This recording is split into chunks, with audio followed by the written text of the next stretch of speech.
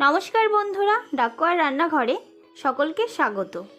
আর আজ আমি দেখাবো কি কি উপকরণ দিয়ে ধাবা স্টাইলে চিকেন কারি বানানো হয়। বাই দ্য ওয়ে, আপনারা দেখছেন ডাকোয়ার রান্নাঘর, আর সঙ্গে আছি আমি প্রিয়াঙ্কা। আর আজকের রেসিপি ধাবা চিকেন কারি।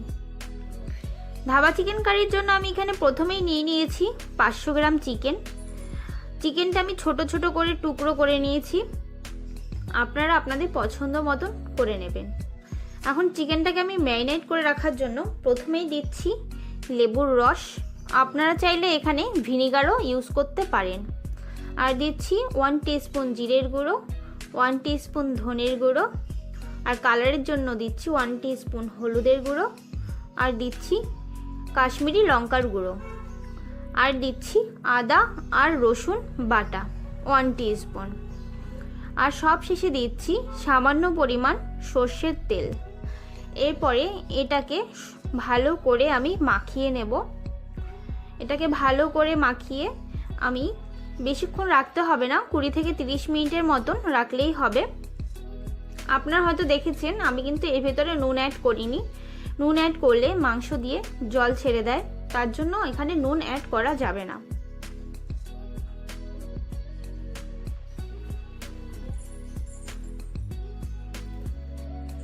আর আমি এখানে নিয়েছি কিছু ভেজিটেবল কেটে নিয়েছি। আমি একটা মিডিয়াম সাইজের ক্যাপসিকামের হাফ কেটে নিয়েছি, আর নিয়েছি টমেটো, আর নিয়েছি পেঁয়াজ একটু বড় বড় করে কেটে নিয়েছি। এরপর একটা কড়াই গরম করে তাতে সামান্য পরিমাণ সর্ষের তেল দিয়ে আমি এই ভেজিটেবলগুলো হালকা ফ্রাই করে নেব। ফ্রাই করার আগেই আমি দিচ্ছি এর মধ্যে কিছু গোটা ফোড়ন, দিচ্ছি হাফ টিস্পুন জিরে, আর দিচ্ছি হাফ টিস্পুন মৌরি। এই উপকরণগুলো হালকা একটু ফ্রাই করে নিয়ে তারপরে ভেজিটেবলগুলো দিয়ে দিতে হবে। এই ভেজিটেবলগুলো প্রথমে দেওয়ার পরে 3 থেকে 4 মিনিট নাড়িয়ে চাড়িয়ে ভালো করে মিশিয়ে নিতে হবে। এরপরে অ্যাড করতে হবে আদা আর রসুন বাটা। এই আদা আর রসুন বাটাটাও ঠিক ততক্ষণ ভাজতে হবে যতক্ষণ না এর থেকে কাঁচা গন্ধটা যাচ্ছে। এবং এই ভেজিটেবলগুলো যাতে ভালো সিদ্ধ হয় তার জন্য আমি দিয়ে দিচ্ছি 1 টিস্পুন নুন, আর দিচ্ছি সামান্য পরিমাণ জল, যাতে এটা ভালো করে সিদ্ধ হয়ে যায়।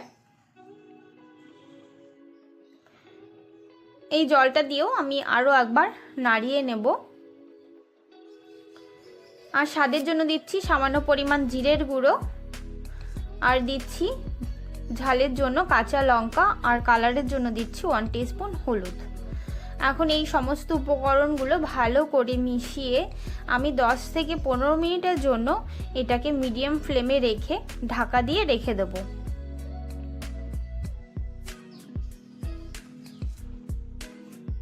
দশ থেকে 15 মিনিট পর ফিরে এসে আমি দেখবেন যে জলটা টেনে গেছে আর এর থেকে হালকা হালকা তেল ছাড়তে শুরু করে দিয়েছে। ঠিক তখনই এর ভেতরে দিতে হবে স্বাদের জন্য 4 থেকে 5টা কাজু বাদাম। আপনারা চাইলে পুরোটাই 4 মগজ ইউজ করতে পারেন, কিন্তু আমি একটু স্বাদের জন্য কাজু বাদামও দিচ্ছি, আর দিচ্ছি 1 টিস্পুন 4 মগজ। এখন আমি এটাকে 5 থেকে 6 মিনিট মিডিয়াম ফ্লেমে রেখে হালকা ফ্রাই করে নেব। আর ততক্ষণে এই ভেজিটেবলগুলো ফ্রাই করা হয়ে যাবে।